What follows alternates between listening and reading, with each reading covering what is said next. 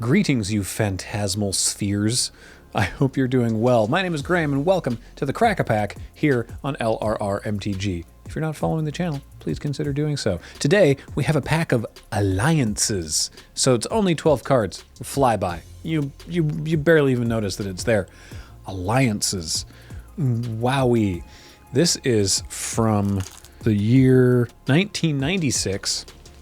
This particular pack was given to us by Haj Gulashi at C2E2 2019 in Chicago. And the pack says, I like it when the early packs have like flavor text on the pack. As the age of ice recedes, Dominaria wakes from its long cold sleep. Its people face a world torn by natural and political storms, and they must now join forces if they are to survive the coming years. For Dominaria, it is a season of struggle, an era of hope, but most of all, a time for new alliances. It's italicized. Join the struggle, M-, and forge the future. Da-da-da. 12 tradable game cards. Oh boy. What's one of these retail for? I truly don't remember. Is this just the Force of Will lottery? Is that what packs of alliances are these days? Well, let's see how we do. Hailstorm. Bad start. 1 green for an instant. Hailstorm deals 2 damage to each attacking creature and 1 damage to you and each creature you control. Well, it's unique, isn't it? And I don't just mean like, well, isn't that just a special card that you've created there? I mean, that is an ability I have never seen something close to. That's, well, I don't love it, but hey, whatever. Spiny Starfish. This looks like one big starfish angrily throwing lots of little starfish. I've never seen this card before. 2 and a blue for an 0/1 starfish. Blue to regenerate. At the end of any turn in which Spiny Starfish regenerated, put a starfish token into play for each time it regenerated that turn. Treat these tokens as 0/1 blue creatures. How did the rules work at this point? Because when regenerate was more common, the way that I recall it is that you activate regenerate, and that just puts up a regeneration shield. The creature has not yet regenerated. Then if it would be destroyed or take lethal damage and something state-based actions, then the regeneration shield like pops, and then the creature regenerates, and you tap it and remove it from combat. So you can't just like activate this a whole bunch and get a bunch of little O1s. You would need to actually have it die more than once in a turn. I don't know. This card seems bad. Oh, good. What do we have next? False Demise. Like if you're trying to kill a starfish and it regenerates. 2 and a blue for a creature enchantment. If enchanted creature is put into the graveyard, return that creature to play under your control as though it were just cast. They've printed things similar to this. There's a combat trick in Kaldheim that's very similar to this. It's cheaper and instant and buffs power and isn't terrible. There are good cards in alliances. None of these are them. Helm of Obedience. 4 mana, artifact. That is very small type. X and tap. Put the top card of target opponent's library into their graveyard. Continue doing this until you have put X cards or a creature card into that graveyard, whichever occurs first. If the last card put into the graveyard is a creature card, bury Helm of Obedience and put that creature into play under your control as though it were just cast. X cannot be equal to 0.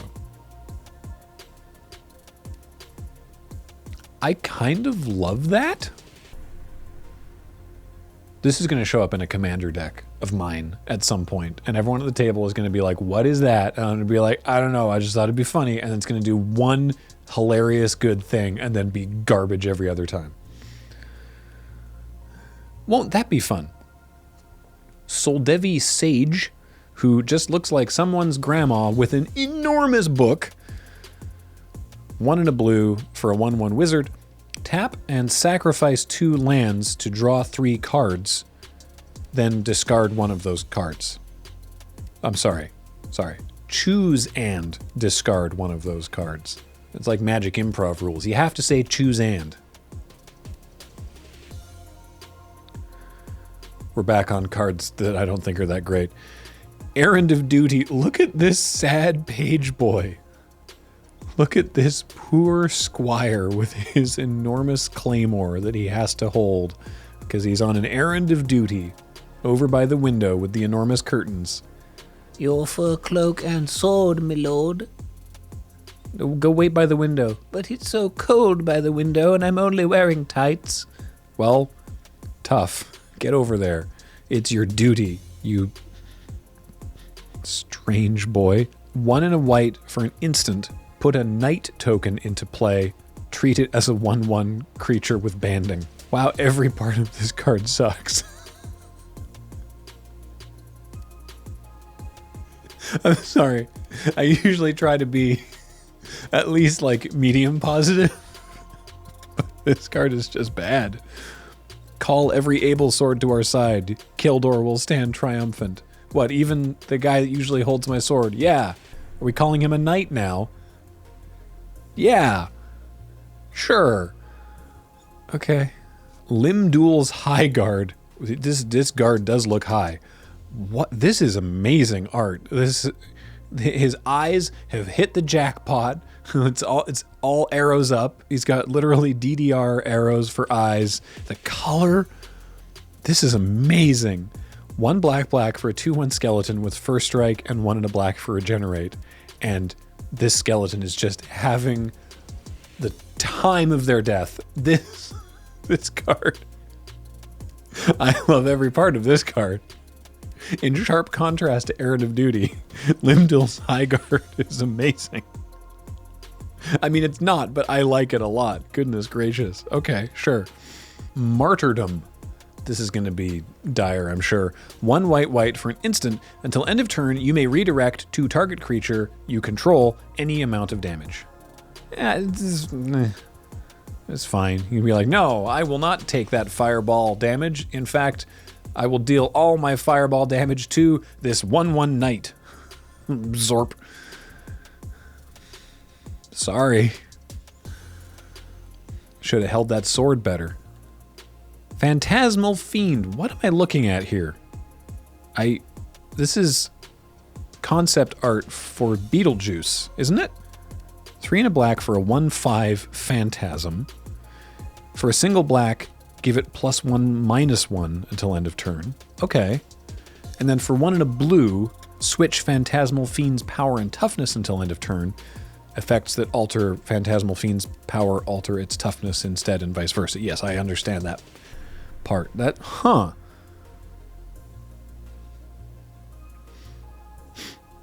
don't think it's good, but it's not explicitly bad. It's just like a not amazing version of a kind of card that is totally fine. Like, we've seen like the +1/-1 cards, usually in blue, for many years, and they're playable. It's the art that, are those its hands? Are those green protuberances the hands? Why the 2 large teeth? You know what it looks like? It looks like the end of a log flume ride at a very bad Halloween theme park.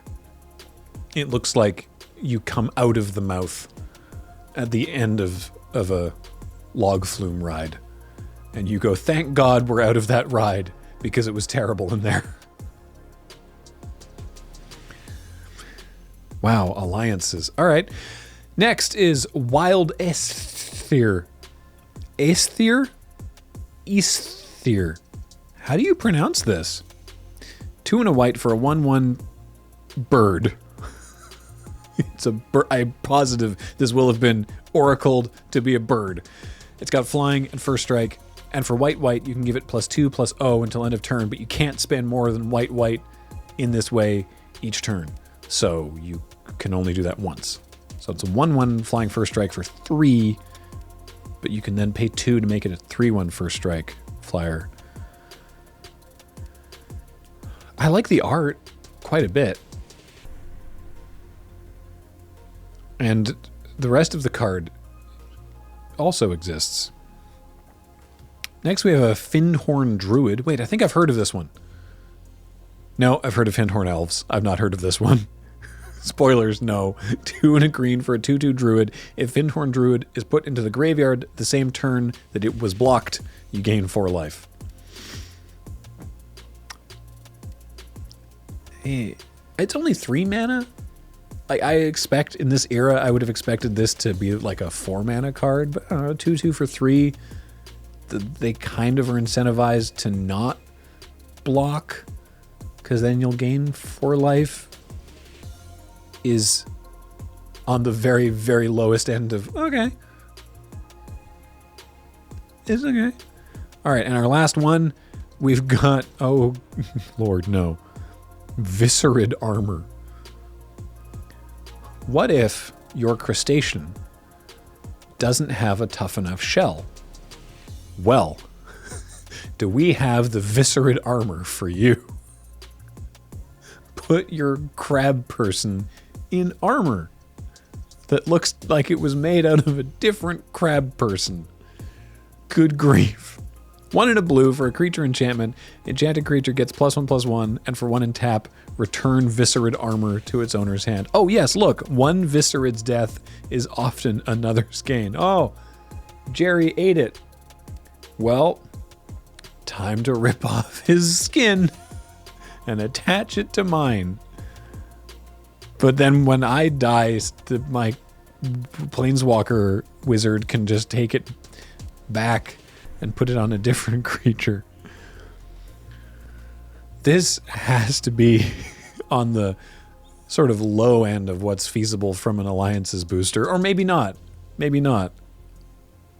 Is what I would have said before looking the cards up, but as it turns out, the pack here, you know, in terms of like value for the cards is, you know, is worth about, you know, like $1.20, like totally altogether, except Helm of Obedience, which is almost $61.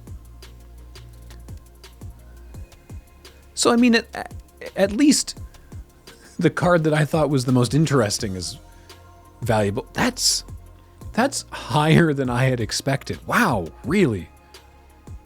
It's funny, by the way, looking these cards up, because this is back when there was multiple different kinds of art in the same set for certain cards. So when you look them up, they show up with like an annotation of like Soldevi Sage, old woman. Limdul's Highguard, red armor. Errand of Duty, page holding sword. It makes them sound like way less interesting Magic cards. $60.